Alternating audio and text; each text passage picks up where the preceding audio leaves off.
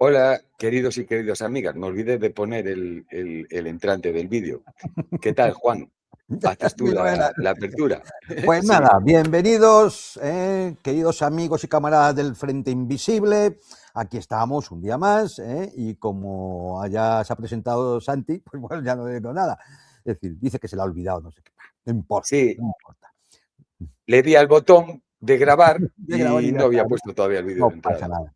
Lo importante es que todos ustedes bien, que bueno, pues disfrutemos ahora aquí un ratillo y a ver si bueno, pues aprendemos un par de cosillas, que ustedes nos ayuden, como siempre, con las suscripciones, con darle a la campanita, con darle al me gusta, haciendo comentarios también, que eso también ayuda en el canal y sobre todo, compartiendo los contenidos con sus familiares, amigos, compañeros, vecinos y con quien sea que ustedes crean que le pueden interesar los contenidos. Contenidos de estos canales que cada vez van ganando terreno a los medios de la gusanera mediática. Entonces, así. Y en Europa, hablo por Europa, evidentemente, cada vez están más alarmados. ¿M? Y cada vez, pues, la presión va aumentando poco a poco, como con ese sistema de ir cociendo la rana, ¿m? Para que ella no se dé cuenta de que la están cociendo, ¿no? Hasta que ya, evidentemente, la pobre rana se muere en la cazuela, ¿no? Pues así un poco están intentando hacer, es decir, es una forma de censura suave, lenta, sistemática, ¿m?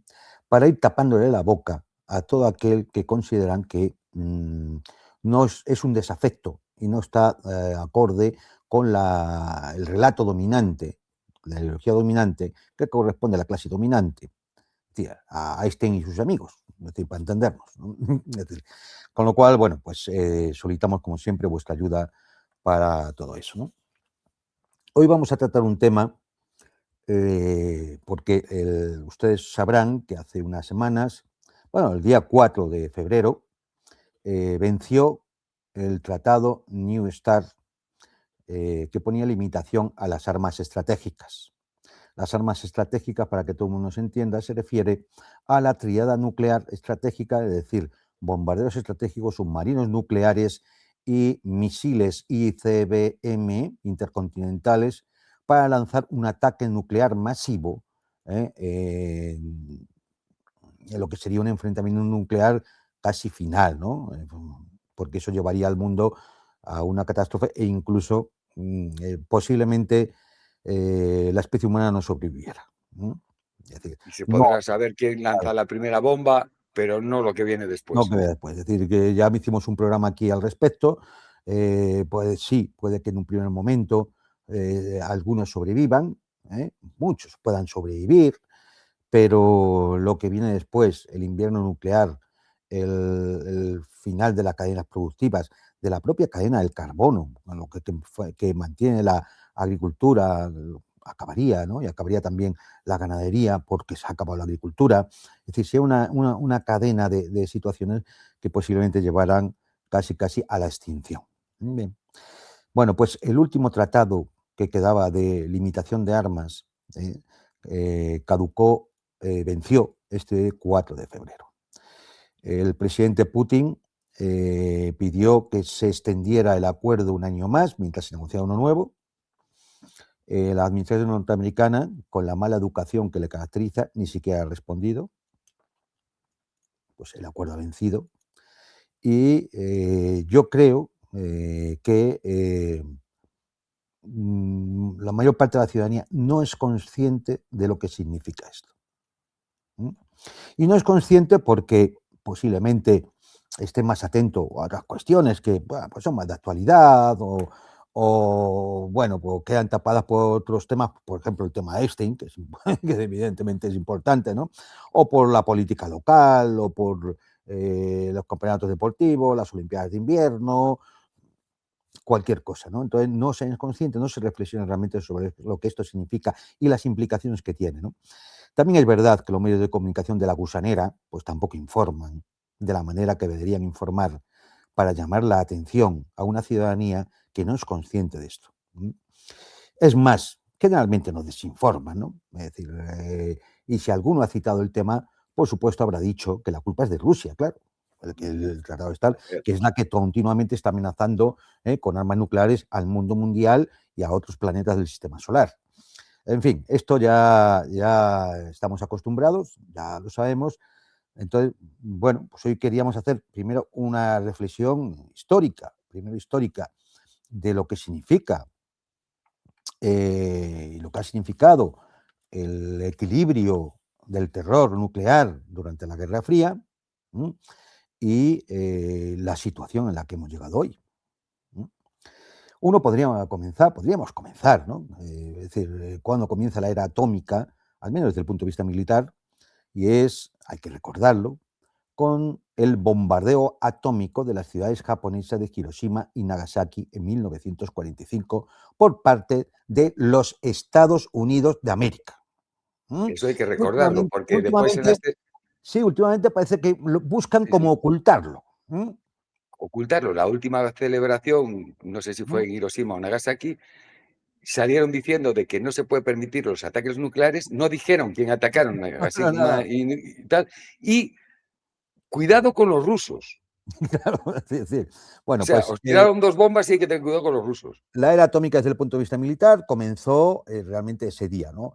Hombre, está la prueba que se hizo en Los Álamos, pero era una prueba para ver que efectivamente las bombas detonaban.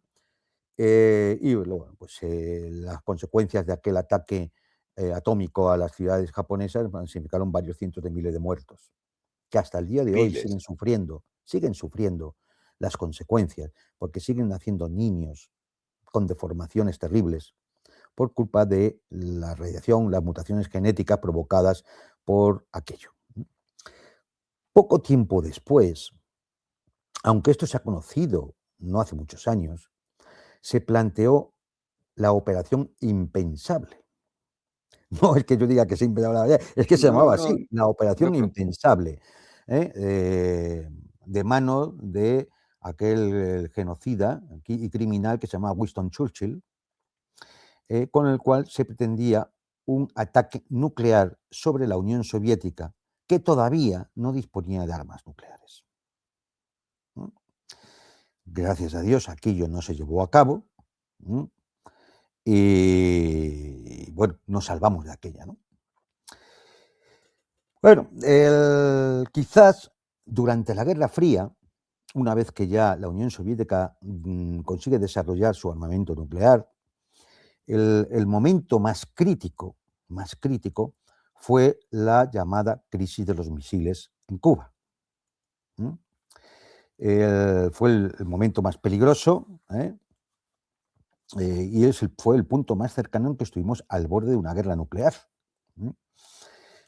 ¿Cuál fue la causa? Por recordarlo un poco, ¿no? Es decir, bueno, pues los Estados Unidos habían intentado conseguir una ventaja estratégica, un desequilibrio estratégico, en 1962, desplegando misiles Polaris en Turquía. Perdón, misiles Júpiter. Polaris eran los de los submarinos. Misiles Júpiter en Turquía. Esto fue una decisión del presidente Eisenhower. Eran misiles de alcance medio con ojivas nucleares. Los desplegaron en Italia y en Turquía. Los desplegaron ya entre 1958 y 1959. ¿Vale? Posteriormente, en 1960, se produce la Revolución Cubana encabezada por el comandante Fidel Castro. Como ustedes saben también, en 1961 se intenta una invasión de la isla de Cuba a través de la Bahía de Cochinos con un desembarco, fundamentalmente por mercenarios cubanos con apoyo norteamericano, pero que fracasó, entre las cosas porque el apoyo aéreo, el desembarco fue organizado por la CIA, pero no había coordinación con el resto de la milicia norteamericana, no hubo apoyo aéreo, aquello fracasó y fue un desastre. Aún así, la campaña de hostigamiento a Cuba se mantuvo con la operación Mangosta.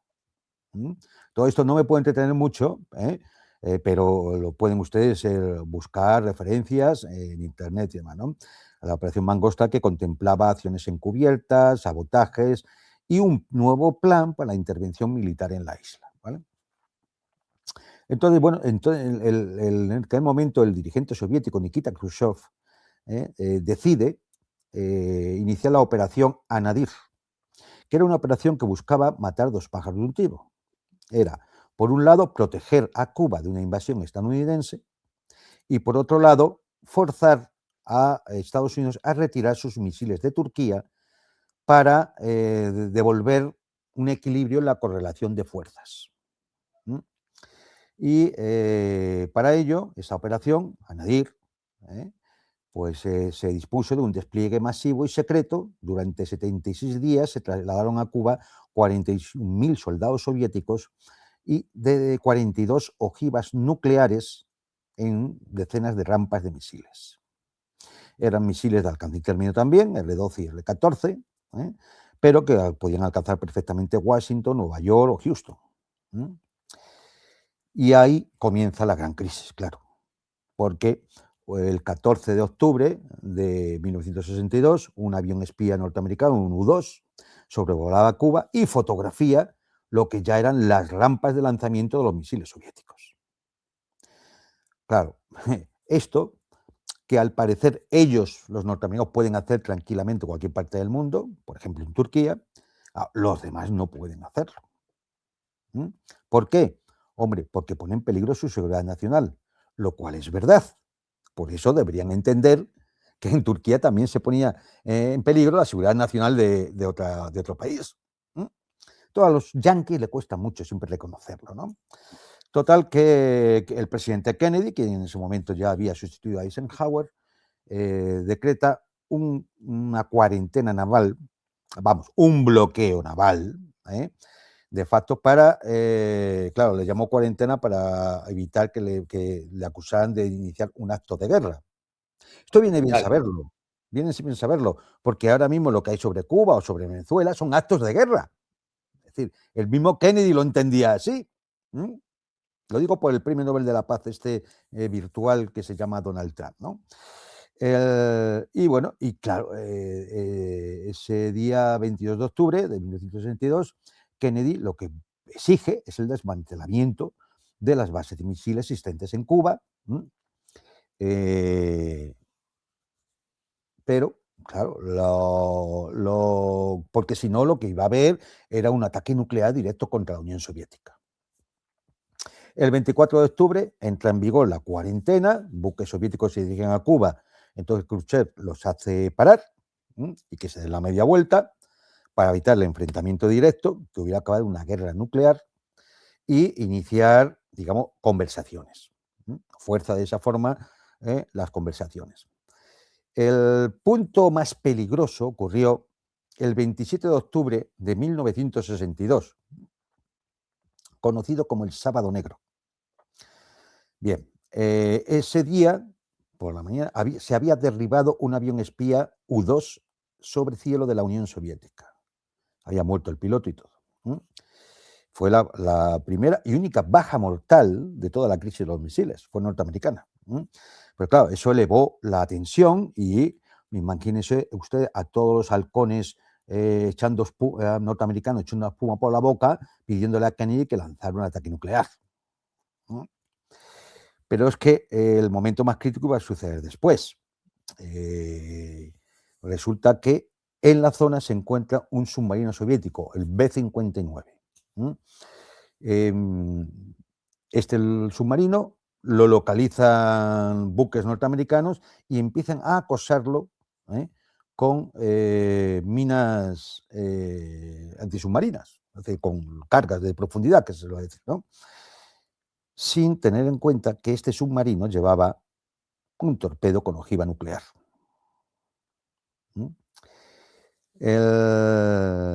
Claro, el submarino, que en ese momento no tiene comunicación con Moscú. Hay que recordar, 1962, todavía no existe la comunicación por satélites. Es decir, él está bajo el agua, no tiene comunicación directa con Moscú. Y entonces ve que le están atacando. ¿Qué piensa el comandante del submarino? La guerra ha empezado. Con lo cual se dispone bueno, no se dispone, ordena que se arme el torpedo nuclear para lanzarlo. ¿Mm? Pero resulta que dentro del submarino los protocolos que existen para el lanzamiento de armas nucleares suelen ser bastante estrictos, tanto en el norteamericano como en el chino, como en el soviético en aquel entonces, incluso ahora, y se necesitaba la autorización de 3 oficiales, dado que no había comunicación con Moscú, los 3 oficiales superiores del submarino. Y el comandante Valentin Savitsky le consulta a sus oficiales, y especialmente a Vasily Alexandrovich Arkhipov, que tenía igual rango que el propio comandante Savitsky, ¿no? Y este se negó a dar la autorización para el lanzamiento del misil nuclear, convenciendo al comandante para que emergiera a superficie, poder contactar con Moscú y esperar órdenes, es decir, comprobar, es decir, un tema de prudencia, de absoluta prudencia. Pues esa prudencia salvó al mundo de una guerra nuclear. Pero es que no iba a ser la última vez que los soviéticos salvaran al mundo de una guerra nuclear. Simultáneamente, ese mismo día, Fidel Castro manda una carta a Khrushchev para que considere ya un ataque nuclear preventivo sobre los Estados Unidos. Otra cosa no, pero al comandante Castro no sobraban, o sea, no le faltaban narices, ¿eh? Sí. Es decir, y bueno, Khrushchev desestima la petición, pero claro, es una presión más, ¿no? Y la desestima entre las cosas porque ya había una conexión, ¿vale? Había habido una comunicación entre la Casa Blanca y el Kremlin, ¿vale? El tema se solucionó finalmente porque el hermano de Robert Kennedy, el hermano de Kennedy, Robert Kennedy, el hermano de John Fitzgerald, se reúne en secreto en Washington con el embajador ruso Anatoly Dobrynin y llegan al acuerdo. El 28 de octubre se firma un acuerdo que tiene 2 partes. Una es la pública.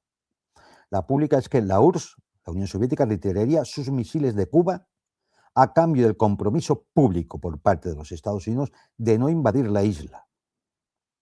Esto hay que decirlo también porque ahora que Trump habla a lo mejor de intervenir militarmente en Cuba, habrá que recordarle a ese indigente intelectual que la isla está protegida por un acuerdo firmado por John Fitzgerald Kennedy y Nikita Khrushchev en 1962. Ya sabemos que a este patán le da igual, y si tiene que romper el acuerdo o hacer como que no sabe, bueno, no lo sabe, ¿no? Pero es decir, cuando se lo digan, es decir, le puede dar igual, bueno, pues es lo propio, ¿no? Pero había una parte secreta en el acuerdo, y la parte secreta es que Estados Unidos tendría que desmantelar sus misiles Júpiter de Turquía en el plazo de 6 meses. Y así Vaya lo hizo. generosidad, ¿no, Juan? La Claro. generosidad que tuvo la Unión Soviética, mostrándose casi como perdedor, solo Perdedor. para que el acuerdo Claro, llegara claro, a claro. fin. Porque hemos tenido que ver películas de Hollywood ¿eh?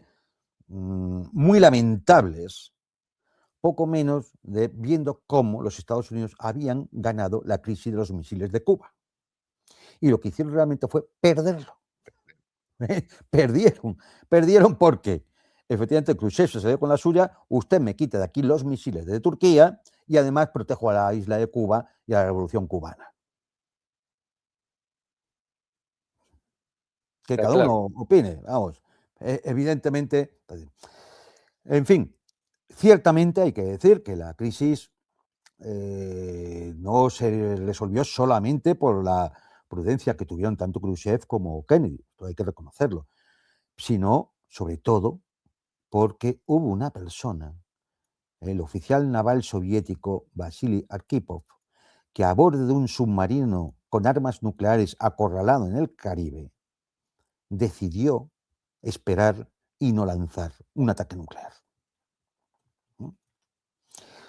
Aquel día 27 de octubre de 1962 se podría haber acabado todo, ¿eh? Todo. Bueno, pues Este fue quizás el más famoso de los incidentes en la Guerra Fría que podrían habernos llevado a una guerra nuclear, ¿no? Luego hubo muchos más incidentes. Yo voy a hacer, es largo, pero voy a intentar hacerlo rapidito, un repaso a los incidentes más críticos, ¿no? Por ejemplo, 27 de julio de 1956 en el Reino Unido, un bombardero norteamericano B-47 se sale de la pista en la base británica de Lakenheath y se estrella contra un depósito donde había 3 bombas nucleares. Aunque no explotaron, gracias a Dios, sí es verdad que los artefactos quedaron muy dañados y pudo haber escape de radiación. Pero ojo, podía haber habido un auténtico desastre.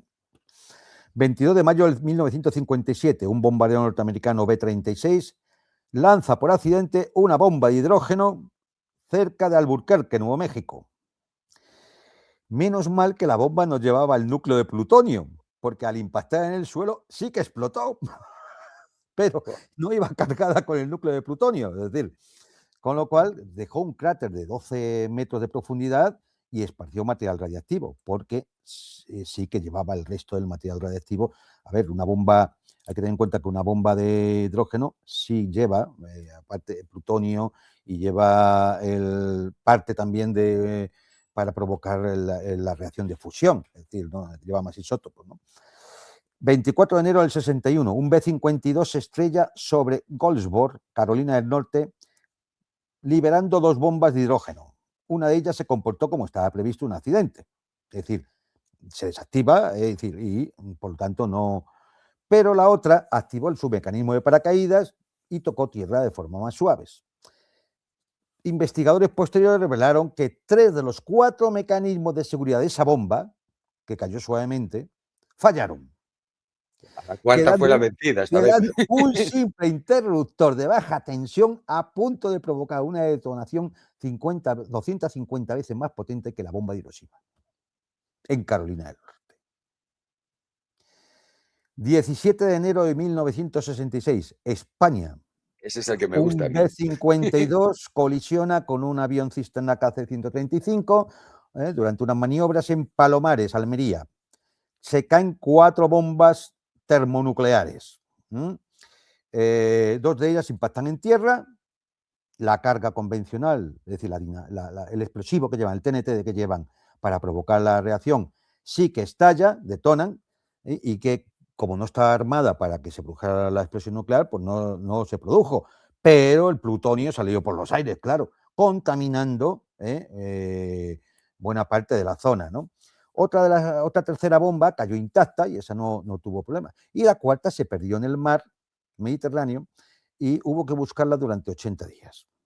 Aquí hay historias luego de espías, que podíamos Y contar, conste que pero bueno.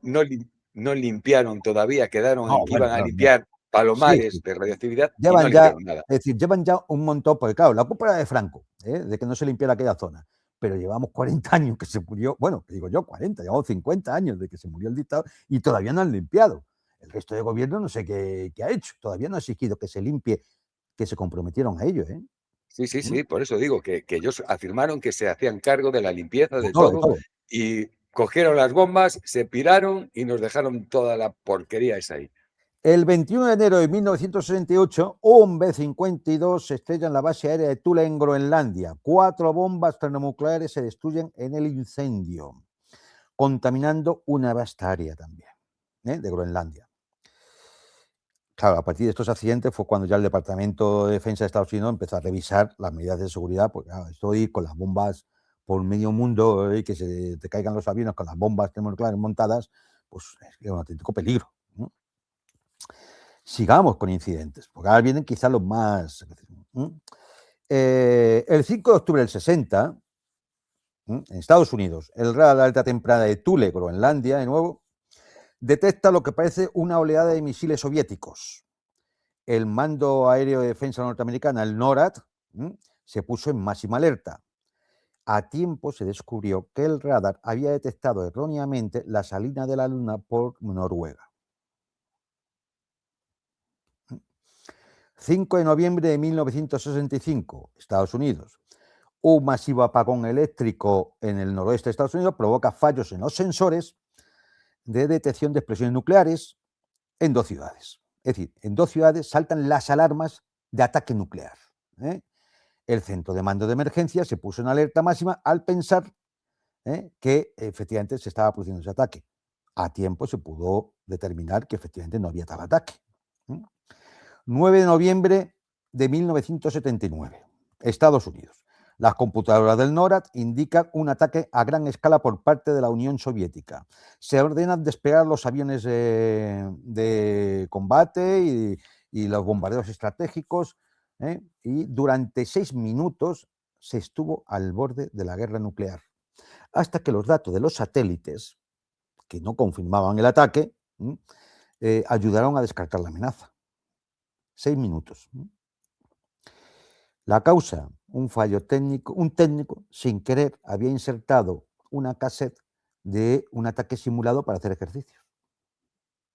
Y claro, lo que le salía en las pantallas era que había un ataque nuclear de la Unión Soviética. 15 de marzo de 1980, la Unión Soviética lanza 4 misiles de submarinos en un ejercicio de adiestramiento cerca de las Islas Kuriles. Los sensores estadounidenses muestran que la trayectoria de uno de ellos se dirige hacia los Estados Unidos. Y bueno, en aquel momento funcionó el teléfono rojo y en unos minutos se logró arreglar el tema porque se pudo evaluar la amenaza, que no era tal la amenaza. ¿Vale? 26 de septiembre de 1983. Este es el caso más famoso. El teniente coronel soviético Stanislav Petrov está de guardia en el centro de alerta de misiles Serpukhov-15. El sistema de satélite notifica el lanzamiento de misiles Minuteman desde Estados Unidos. A pesar de que el sistema indicaba un alto nivel de fiabilidad de que se estaba produciendo ese ataque, Petrov prefirió usar su intuición y pensando de forma lógica que, hombre, si los Estados Unidos lanzaban un ataque nuclear contra la Unión Soviética, sería un ataque masivo. No iban a lanzar unos pocos Minuteman, ¿no? Y entonces calibró su decisión y decidió no informar a sus superiores, porque si informa a los superiores se hubiera puesto en marcha la cadena y hubiera habido un ataque nuclear. Y bueno, luego se descubrió que el sistema había confundido el reflejo del sol en las nubes con los motores de los misiles. Pues claro, son sistemas muy sensibles y cualquier cosa lo puede hacer confundirse. Y en valor el soviético no lanzando, porque si son de verdad. Claro. Efectivamente, Stanislav Petrov es una de las personas que ha librado al mundo del holocausto nuclear. Debía tener un monumento en todas las ciudades del mundo, vamos. Este hombre. Noviembre de 1983, el ejercicio militar de la OTAN, Abel Archer 83, simuló una transición desde situaciones de crisis hasta el lanzamiento de armas nucleares, pero lo hizo de forma tan realista que la inteligencia soviética, muy alterada porque se había derribado un vuelo, el KAL 007 sobre Corea, lo interpretó como una posible cobertura, esas maniobras, para un ataque real. Consecuencia, la Unión Soviética puso todas sus fuerzas nucleares en alerta y, de hecho, despegaron los aviones en la Alemania Oriental a esperar las órdenes del ataque nuclear. Finalmente, pues se consiguió también, gracias al teléfono rojo, desactivar la confusión y que no había... Estamos hablando de 1983 ya. Es decir, en definitiva, estos son los más importantes. La Guerra Fría ha estado llena de momentos en los que hemos estado al borde del holocausto nuclear. ¿Por qué? Por errores humanos, por errores técnicos, por errores de percepción, simplemente, por confusión, un accidente, por incidentes, como el del submarino en la crisis de los misiles, ¿no? Y bueno, pues a partir de ahí se empezaron a evaluar el tema de tratados que de alguna forma limitaran las armas estratégicas y ayudaran a su control. Hay que tener en cuenta que en aquellos momentos Cada una de estas superpotencias tenía varias decenas de miles de ojivas nucleares activas montadas en sus vectores. ¿Mm? Y bueno, pues, ¿qué ocurre? Pues que ahora nos llega un nuevo momento en el cual nos damos cuenta que hemos vuelto 6 décadas atrás. Otra vez a la misma situación que vivíamos cuando la Guerra Fría, sin tratados que regulen y permitan la inspección y la limitación de esas armas estratégicas. De hecho, podemos decir que el 4 de febrero pasado se produjo el fin de la era nuclear controlada. Realmente es un evento catastrófico. El Tratado New START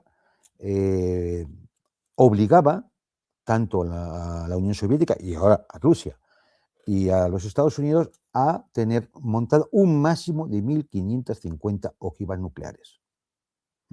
Son pocas, vamos. Que no son pocas, en 800 portadores, y en un máximo de 700 lanzadores. Claro, algunos de estos lanzadores son misiles ICBM que pueden llevar varias cabezas. Por eso se explica que por qué 700 lanzadores para 1.550 cabezas nucleares. ¿No? Bien, y esto es lo que se acaba de dejar morir. Con lo cual, las consecuencias inmediatas, hombre, aumenta drásticamente el riesgo de guerra nuclear por todo lo que hemos comentado antes. Es decir, es que existe la experiencia histórica, ¿no? Alimenta una nueva carrera armamentística, porque si ya no te limitan el número de ojivas nucleares, se pone en marcha el dilema de seguridad que tantas veces hemos hablado. Y el dilema de seguridad es que si yo me percato de que el adversario está aumentando su arsenal nuclear, yo voy a aumentar el mío. Pero el momento en que el adversario se percate de que yo aumento el mío, va a aumentar el suyo. Y se inicia ese ciclo infernal, la carrera de armamentos. Y la carrera de armamentos nuclear son billones de dólares. Porque no es solamente lo que es la bomba, para entenderlo, la ojiva nuclear. Es que necesitas los vectores. Eso se lo digo yo Cohetes, siempre. claro, Claro, es lo más difícil, conseguir claro, esos vectores para lanzarlo. La bomba la hace cualquiera, pero ¿cómo la lanzas? claro. Es decir, los vectores que suelen ser misiles de algún tipo, cada vez lógicamente más perfeccionados porque tienen que esquivar las defensas antiaéreas y los sistemas de guerra electrónica y de ser exactos a la hora de ir a los objetivos, etc. Los portadores, es decir, bombarderos estratégicos, no son baratos, son tan caros, tan caros, tan caros que tanto Rusia como los Estados Unidos siguen utilizando como base principal los bombarderos estratégicos B-52 o los Tupolev 95, los Oso, de hace 60 años. Solo 3 países tienen esos vectores: China, Claro, Rusia y Estados Unidos. Punto, es nadie decir, más puede. entonces, bueno, pues esto. Y por último, claro, ¿a qué lleva esto? Pues al peligro de la proliferación nuclear global. Porque si no hay límite, si no hay un muro que lo pare, ¿por qué yo no voy a hacerme con el arma nuclear? Lo ha dicho Polonia este fin de semana en la Conferencia de Seguridad de Múnich. Y entonces cualquiera puede pensar que la única forma de defender su soberanía nacional y tener una fuerza disuasoria es disponiendo de arma nuclear, lo cual es verdad, ¿eh? Y la Sí, sí, prueba de es Corea del Norte, por ejemplo, ¿no? claro. Lo cual es verdad. Pero Polonia, si le dan las bombas, es una trampa, porque en realidad sí, tienes las bombas sobre tu territorio, pero tú no las puedes utilizar si no la utiliza Estados Unidos, si ellos no No, dan no, no. permiso. El Pistocchi lo que decía es desarrollar la propia Polonia Desarrollar su ellos. armamento nuclear. Claro, ¿qué se produce aquí? Un riesgo de proliferación nuclear. Imagínate, por ejemplo, que Arabia Saudita, pensando lo mismo, dice, desarrollo mi arma nuclear. ¿Qué va a pensar Irán o Israel? Es decir, dilema de seguridad, se pone en marcha. Imagínense en cualquier sitio, en cualquier sitio. Es decir, en Europa, hombre, es decir, Cualquier país si europeo puede desarrollarla, tiene puede tecnología para desarrollarla y hacerlo. entonces el otro o el de al lado va a pensar, uy, uy, uy, uy. Por ejemplo, si la desarrollara España, ¿qué iba a pensar Marruecos? Iría a desarrollarla también. Con lo cual, el Tratado New START se lleva por delante también, de hecho, de facto, el Tratado de No Proliferación de Armas Nucleares. Que conste que el tratado dice que la obligación de los países que tienen armas nucleares Y es las desarmarse, desarmarse, sí, sí, sí, pero nadie cosa se que no han desarmó. hecho. No, evidentemente, cosa que no se ha hecho, ¿no? Bueno, pues claro, aquí vamos a explicar también el contexto histórico en el que se produce el vencimiento de este tratado nuclear, ¿no? Porque esto viene ya de hace unos años, ¿no? Es decir, primero fue el tratado, o sea, Estados Unidos abandonó el tratado de misiles antibalísticos. Esto es en época de George Bush, padre. Este tratado, el tratado ABM de misil antibalístico, era muy importante porque te decía que tú no podías desplegar en las cercanías de una potencia nuclear misiles antibalísticos porque lo que buscas entonces es una ventaja estratégica que te pide dar el primer golpe nuclear pensando en que cuando el otro vaya a hacer la represalia, tú se lo vas a parar con los misiles antibalísticos. Entonces se prohibía. Sí, ellos dicen que es defensivo, pero a la vez Claro, es ofensivo, porque te sí, también, proteges. por supuesto. Es decir, Claro. pero el tratado en sí lo que garantizaba era la destrucción mutua asegurada. Pero es que la destrucción mutua asegurada es lo que permitía el equilibrio estratégico durante la Guerra Fría. Es decir, ninguna de las potencias iba a atacar a la otra porque sabía que la respuesta iba a ser también la autodestrucción. Guerra que no se gana, no se puede ganar, no se hace. Ningún Estado mayor te va a lanzar una guerra que no se puede ganar. Con lo cual, aquello permitía una estabilidad estratégica que realmente impidió, en el fondo, que durante la Guerra Fría se acabara en un choque nuclear. Claro, si tú te retiras del tratado ABM de misiles antibalísticos y decides poner esos misiles en Polonia y en Rumanía, fijaros, en Polonia y en Rumanía, hombre, pues estás ya desmontando esa estabilidad estratégica que había servido hasta entonces bueno, de seguridad para todos y que además daba lugar luego a todo el proceso de la distensión que hubo en los años 70, 80, ¿no? Sobre todo 80 ya. También Estados Unidos se retira del tratado de misiles de corto y medio alcance en Europa. Algunos todavía recordarán el asunto de los misiles Pershing, cuando Estados Unidos quiso llenar de misiles con cabezas atómicas media Europa. Bueno, pues se consiguió por este tratado eliminar los misiles de corto y medio alcance en Europa. Es decir, se tenían que retirar a una determinada distancia, tanto de las fronteras europeas y los norteamericanos retirarlos de Europa Occidental. En el año 91 se firmó el primer tratado START de misiles intercontinentales estratégicos. Y bueno, pues el tema era eso, establecer que hubiera una paridad estratégica entre uno y otro para que nadie tuviera esa ventaja estratégica que le llevara a tener la tentación de dar un primer golpe nuclear, un primer ataque. ¿Qué pasó? Bueno, pues como he dicho, lo primero fue que George Bush se retira en 2002 del Tratado de Misiles Antibalísticos. La perspectiva rusa, ya estaba el presidente Putin, era que aquella retirada rompía la destrucción mutua asegurada y por lo tanto era un punto de no retorno. Ya se advirtió claramente. Luego se firmó en 2010 el Tratado New START, este que acaba de vencer. Bueno, hay que decir que mientras tanto se retiraron del Tratado de Cielos Abiertos, por el cual los aviones de uno y otro país podían entrar en el espacio aéreo y fotografiar para comprobar que se estaban cumpliendo las directrices del Tratado de START. También se retiraron del Tratado de Armas Convencionales,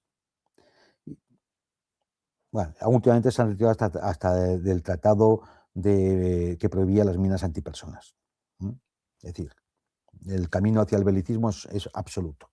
Pero bueno, el tratado START funcionaba, y se firma en 2010, pero empezaron a haber pronto problemas.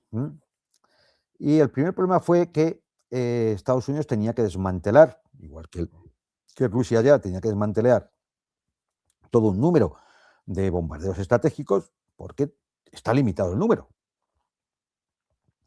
Y entonces, ¿qué hizo Estados Unidos? Bueno, a sus B-52 lo que hizo fue cortarle unos cables, pero no destruyó, no desmanteló los bombarderos. Hasta el punto de que generales estadounidenses admitieron ante el Senado, ante el Congreso, que efectivamente, si se hacía falta, rápidamente rearmaban aquellos bombarderos, y ya está. Es decir, ¿vale? Con lo cual, claro, a los rusos no les iban a tomar el pelo. Y para Moscú aquello significaba que vaciaba de valor el tratado. No te podías fiar ya de una gente que ya te empezaron a hacer trampas desde el primer día, como siempre. Claro, ¿Rusia qué entiende? Bueno, pues evidentemente este tratado no es serio, va a ser temporal y reversible. Y efectivamente acertaron. Acertaron. Luego se produjo todo el tema famoso de los sistemas antimisiles que ya he comentado, de instalarlos en Polonia y en Rumanía. Sistemas antimisiles que además servían como sistemas de misiles de alcance intermedio. ¿Por qué? Porque quitabas el antimisil y ponías el misil. El lanzador es el mismo. Era una tomadura de pelo, otra más. Llega la operación militar especial, llega el conflicto en Ucrania, ¿no? Y ¿qué ocurre entonces? Pues que para el mantenimiento del Tratado START, ¿cómo se controlaba? ¿Cómo se decidía si se estaba cumpliendo? Pues iban inspectores rusos a las instalaciones norteamericanas, inspectores norteamericanos a las instalaciones rusas.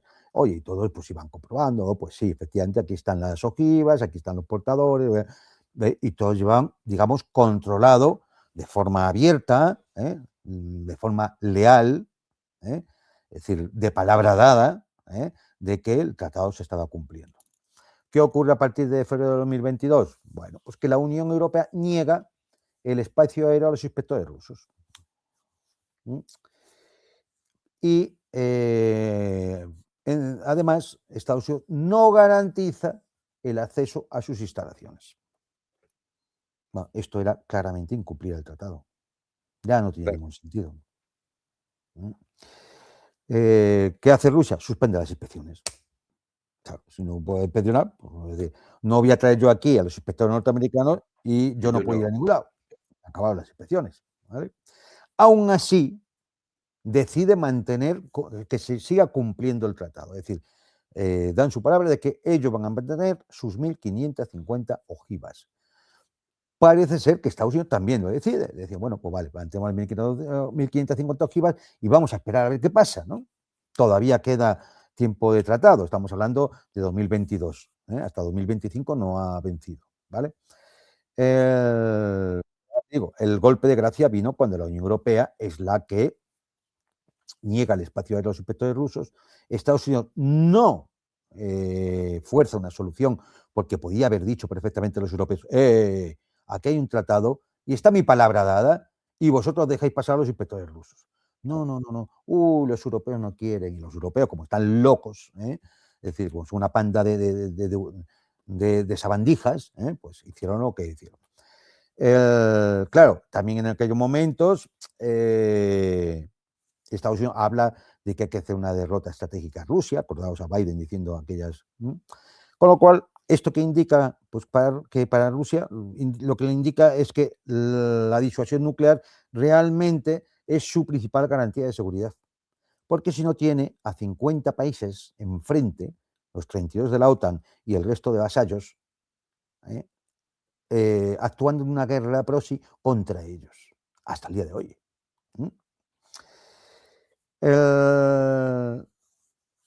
No hacen caso a la propuesta de Putin, como indiqué al principio, de extender el tratado un año más mientras se negociaba otro. Llega el día 4 de febrero, 12 de la noche, y se acabó el tratado. ¿Qué tenemos ahora? Cero transparencia, cero confianza, cero reglas, todos operando en la oscuridad y asumiendo lo peor. Las consecuencias, como he dicho, primero la carrera nuclear, la carrera armamentística. Simplemente por la cuestión de que se pone en marcha el dilema de seguridad. De hecho, Estados Unidos ya tiene planes para aumentar el número de ojivas en misiles existentes y desarrollar nuevos sistemas a un coste billonario porque su trinidad nuclear está bastante anticuada. Sobre todo, todos los sistemas de misiles en silos Minuteman tienen todos 60 años. Es más, hay militares que dicen que tienen miedo de dispararlos porque no saben ni si funcionarán. Y así está, y si no, estallarán abajo, en el propio silo, ¿no? Es decir, ¿problema de Estados Unidos? Hombre, pues que Rusia en este momento le saca ventaja con el tema de los misiles hipersónicos, misiles que tienen motor nuclear y por tanto pueden estar en órbita un tiempo indefinido, misiles que planean a grandísima velocidad. Es decir, ahora mismo sí que Rusia tiene una ventaja tecnológica importante. Solo hay que recordar el Poseidón, que es un misil submarino a gran velocidad y que explota para crear inmensos tsunamis radiactivos sobre bases navales, ciudades o lo que sea de la costa, ¿no? Por ejemplo, ¿no? ¿Qué más hay? Pues que China, lógicamente, también quiere alcanzar la paridad nuclear. Tiene ahora mismo 600 armas nucleares, 600 ojivas, y quiere, lógicamente, llegar a tener como los demás para garantizar su propia seguridad, sobre todo respecto a Estados Unidos. China no se espera un ataque ruso, ni pakistaní, ni indio, se espera un ataque de Estados Unidos. Y luego que Estados Unidos tiene un problema, y es que no puede competir ahora mismo en eficiencia porque su base industrial es corrupta y lenta. ¿Y por qué es corrupta y lenta? Porque quien tiene que desarrollar su tríada nuclear son empresas privadas que lo que buscan es su beneficio, exclusivamente su beneficio. Entonces, en Estados Unidos saben perfectamente que tener que encargar a Lockheed, a Boeing, a quien sea, es decir, el desarrollo y la modernización de la tríada nuclear le va a costar lo que no está en los escritos y no lo tiene. Pero, bueno, eso no, parece ser que de momento no le ha importado al señor Trump. Como habla de acorazados, ¿se acuerdan que iba a desarrollar unos acorazados muy bonitos, muy bonitos? Sí. Bueno, ya han cerrado el proyecto, ¿eh? Y los misiles hiper mega fantásticos, no sé qué que decía él, pues tampoco, se fueron a realidad. Ya han cerrado el proyecto, sí, sí. Otra de las consecuencias, la proliferación nuclear, ya hemos comentado, fin de la seguridad colectiva, ¿no? Si las grandes potencias se rearman, ¿por qué otros no? ¿Quién va a salvar? ¿Cómo Claro, le dices tú a Irán que no haga bombas que no cuando desarrolle? ellos tienen barra libre para hacer lo que quieran? Claro, A ver, efectivamente. Luego, Alemania, Suecia ha hablado de eso, Japón puede hablar de eso, Corea del Sur, precisamente ante Corea del Norte, que tiene armamento nuclear, Arabia Saudita, la propia Brasil como potencia subcontinental. ¿Quién les va a decir que no? Con lo cual, bueno, pues colapso del Tratado de No Proliferación de Armas Nucleares. Otro tratado que se va a ir al carajo gracias a todo esto. Como decía antes, volvemos a una situación 60 años atrás o 50 años atrás. Es decir, volvemos a tener una mayor probabilidad de uso accidental, cálculo erróneo o un incidente no previsto en cualquiera de las armas nucleares que masivamente se van a acabar desarrollando. Por ejemplo, Estados Unidos dice que usaría armas nucleares en caso de si fuera derrotado por China por el asunto de Taiwán. Vale, entonces es decir, estás dispuesta a ir a un choque nuclear con China. Claro, y entonces si ocurre algún incidente o accidente o error de percepción, como hemos visto que se han producido, ¿qué? Lanzas un ataque nuclear sobre China. ¿Y cuál va a ser la respuesta de China? La falta de seguridad nuclear en Europa. Pues claro, el paraguas nuclear de la OTAN es un puñetero mito, es una mentira. Aquí el único paraguas nuclear que hay es el norteamericano. Por lo tanto, estamos en las mismas que estábamos en los años 50, 60 o 70 del siglo pasado. Y hay que hacerse una pregunta. En un momento determinado, si hubiera un incidente con algún país europeo y se utilizaran armas nucleares, ¿Estados Unidos estaría dispuesto a llegar a una guerra nuclear total por defender Varsovia o Kiev? Lo dudo, lo dudo. Esa pregunta se la tendrían que hacer los líderes europeos, si es que llegan a ello. El arsenal norteamericano, como digo, es obsoleto, con lo cual el riesgo de fallos es muy alto. Y si vuelven a escuchar todo lo que hemos repasado anteriormente, salvo uno, el resto de los incidentes fueron por fallos en los sistemas de alerta norteamericanos, de radares norteamericanos o en el transporte de sus bombarderos estratégicos. Y eso entonces eran modernos. Luego, Estados Unidos tiene problemas técnicos también para mantener su disuasión. No solamente porque, o sea, para que, fijaos, qué locura. El arsenal nuclear norteamericano, en gran parte, sobre todo los misiles en silos, ¿no? Es de una fiabilidad dudosa en estos momentos. ¿Por qué? Ellos elaboraron una especie de espuma generadora de neutrones para intensificar la detonación en las ojivas termonucleares, la W76. ¿Vale? Esta espuma era una cosa, digamos, que fue muy habilidosa. Consiguieron una espuma y magnífico, ¿no?, para sus misiles nucleares. ¿Cuál es el problema? Que en los años 90 ya nadie pensaba en la guerra nuclear. Si ya no se pensaba en los 80, porque ya existían toda aquella serie de tratados. En los 90, cuando ya colapsa la Unión Soviética, ¿quién pensaba en la guerra nuclear? Nadie. ¿Y quién pensaba en los años 2000 en la guerra nuclear? Nadie. Los ingenieros que elaboraron aquella espuma o han muerto todos o tienen cerca de 100 años y no documentaron bien el tema de la espuma. Con lo cual tienen que ponerse de nuevo otra vez a ver cómo se hizo aquello. Y si no es un peligro ahora tocarla, quitarla, pues claro. Entonces, claro, ¿qué ocurre? ¿Qué ocurre? Y esto es importante. Pues que ahora tienen que volver a intentar elaborar o diseñar otra espuma para el funcionamiento de esas armas nucleares. ¿Y qué van a tener que hacer? Probarla. ¿Cómo están seguros de que funcionan?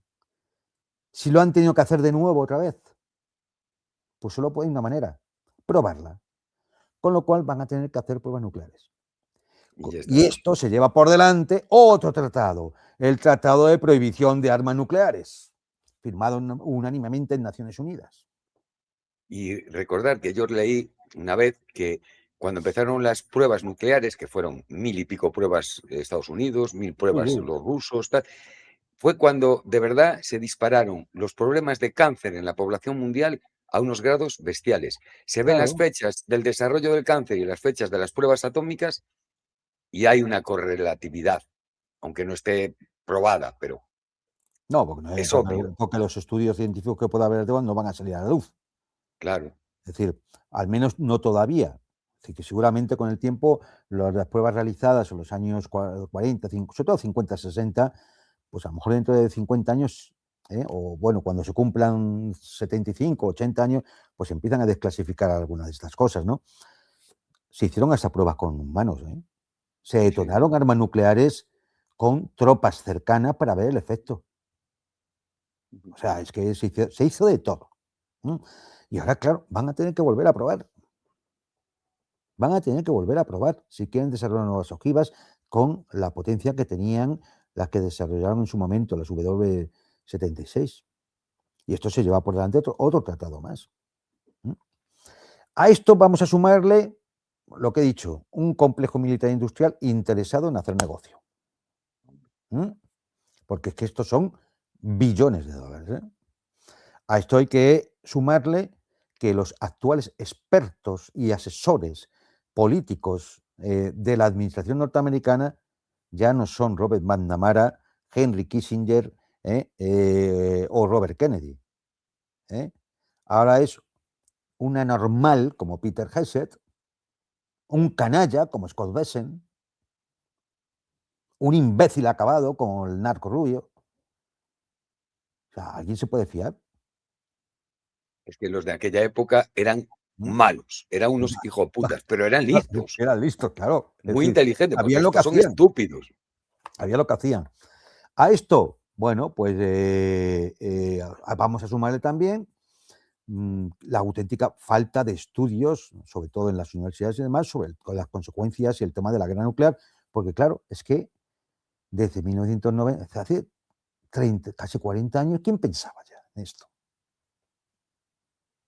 40 años que en las universidades y centros de investigación, pues poco menos se ha ido olvidando las consecuencias de la guerra nuclear desde el punto de vista técnico-científico. Y los medios de comunicación, en la ignorancia más absoluta. Ahora, algunos periodistas, sobre todo de las nuevas jornadas, no por nada, porque no han podido estudiarlo. Les dices lo del invierno nuclear, lo de las armas de pulso electromagnético y demás, y inmediatamente al ChatGPT. Pero vamos, de cabeza. Porque ni puñetera idea. No lo Y entonces vivieron. tienes que escuchar cada cosa por ahí que te alarma casi más que la propia bomba nuclear, ¿no? Luego está la excusa norteamericana para retrasar todo este tema de la negociación del Tratado de START. Y es que quiere meter a China. Pero claro, Ya, los chinos no son tontos. hombre, a ver. Hombre, vamos a ver, que me quieres meter a mí a firmar al Tratado de New START, pero yo tengo 600 ojivas y tú tienes cerca de 2000. No, hombre, no. Cuando yo llegue a tener las que tú tienes, firmamos. Vamos. Claro, Claro. es que, o sea, me estás diciendo que yo soy tu amenaza sistémica,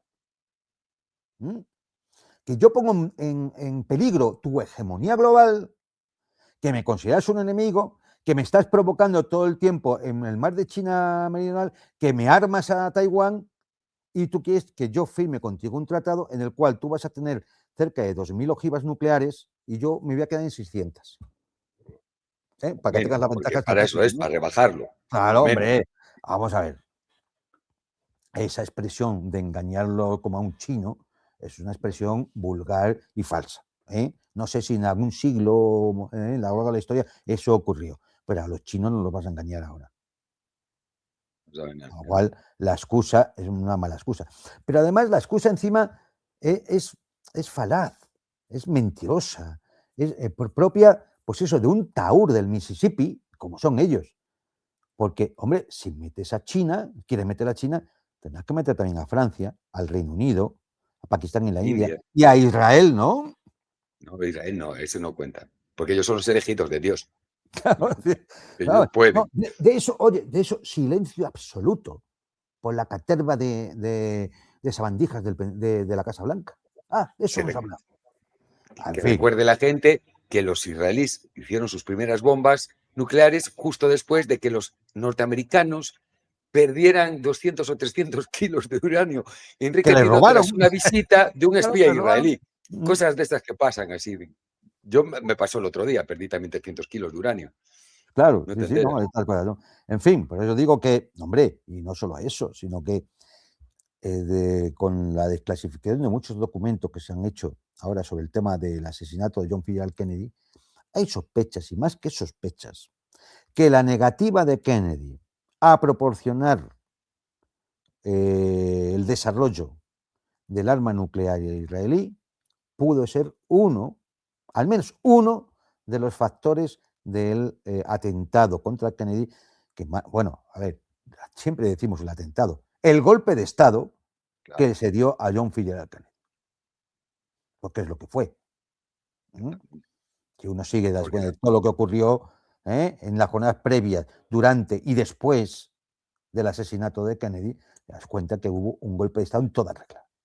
Y acordarse que el que lo sucedió, Johnson, que era su vicepresidente, cambió totalmente la política que tenía Totalmente, totalmente. Kennedy para internacional, totalmente. Fue, bueno, empezó la Totalmente. guerra de Vietnam y toda, o sea, que la Además, potenció.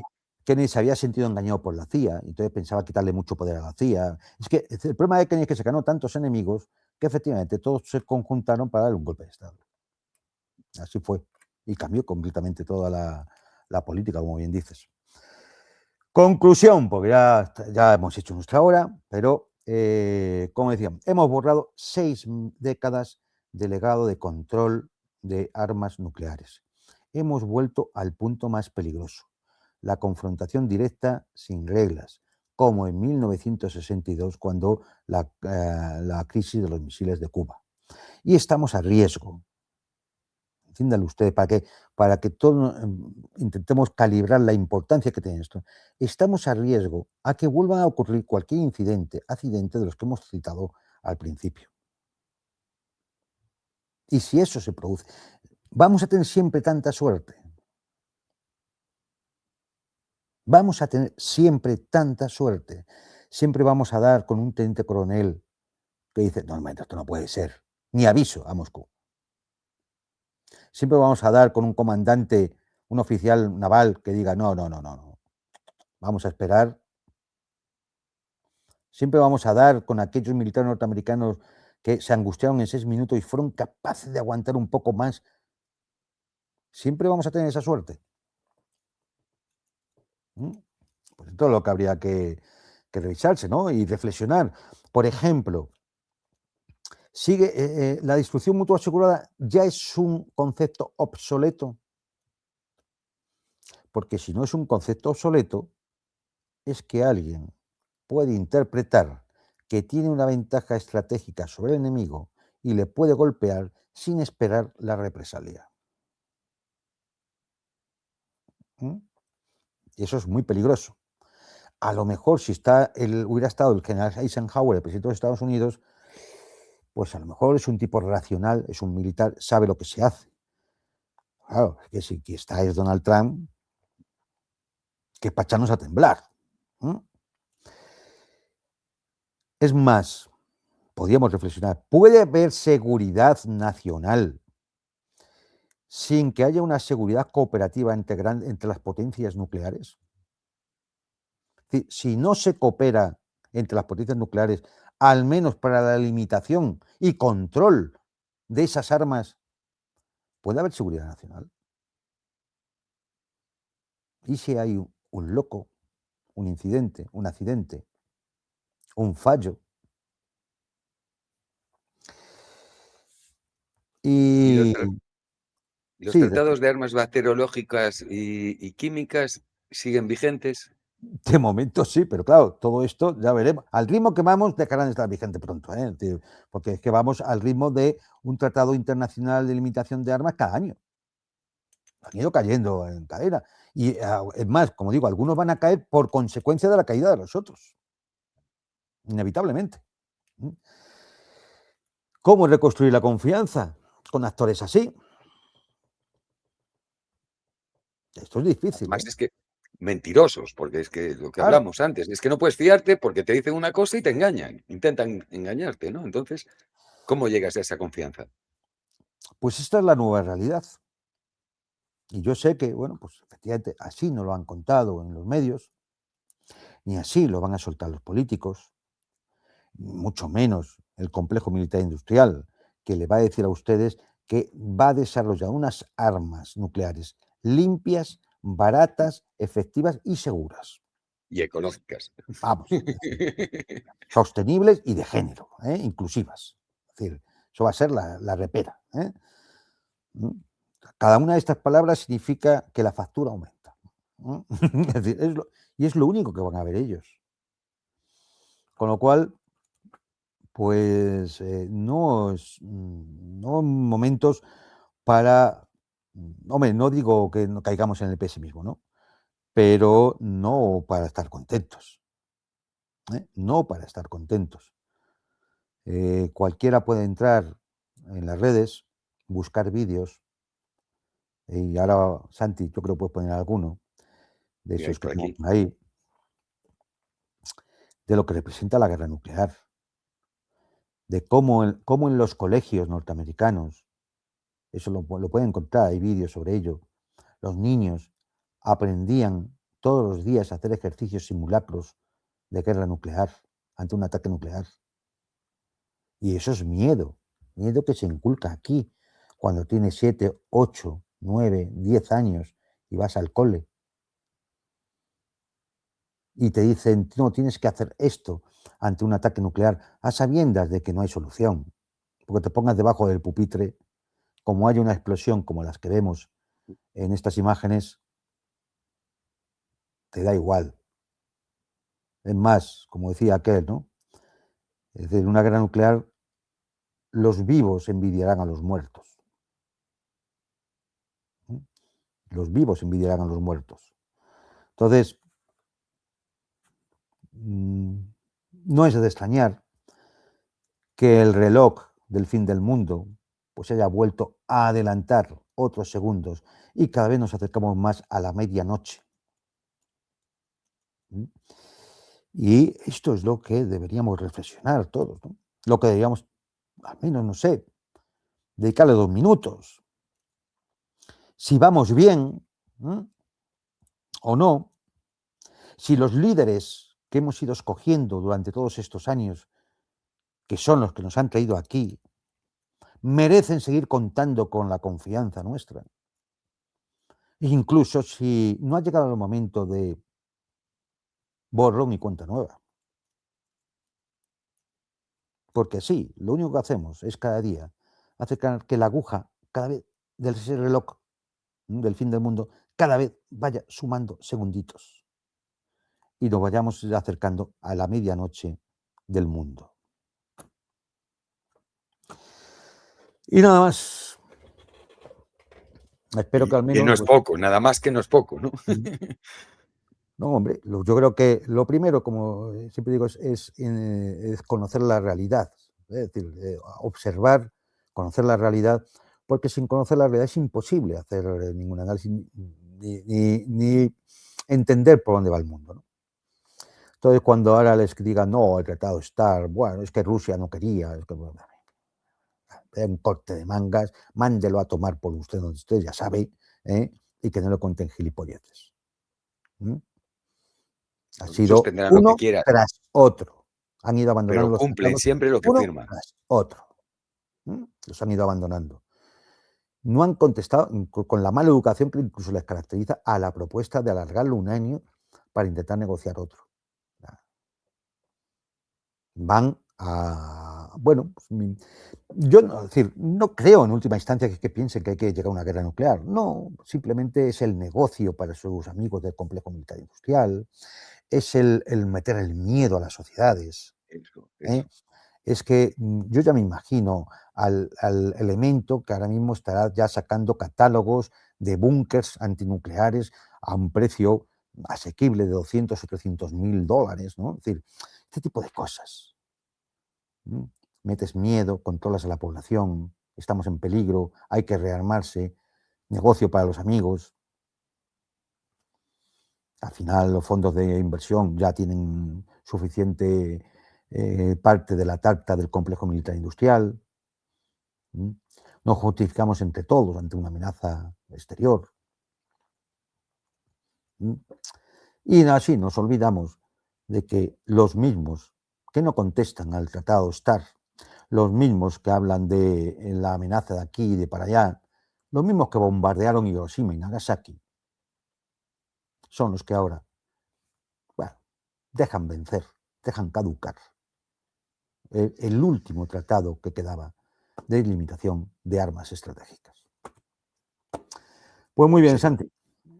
Hasta Pues aquí. nada, recordaros que mañana a las 21 horas de España estamos con Fernando Moragón y que, bueno, en mi canal, en Euroca News Geopolítica, va a estar Eduardo Bior y Javier Martínez. Mañana Anda, Javier Martínez a señor. las 7 y Eduardo el miércoles a las 9. Y bueno, pues nos despedimos entonces. Y nosotros, pues hasta el próximo lunes. ¿Mm? A ver, a ver de qué hablamos. O sea, un día vamos a tener que ir a algún programa de humor, ¿no? Porque si no, esto es terrible. Bueno, a ver si llegamos a lunes, porque después de todo lo que También es escuchamos, verdad. También es verdad. nos lo Pues podemos nada. pasar bomba. Pues nada, un saludo a todos y nos vemos. Hasta luego.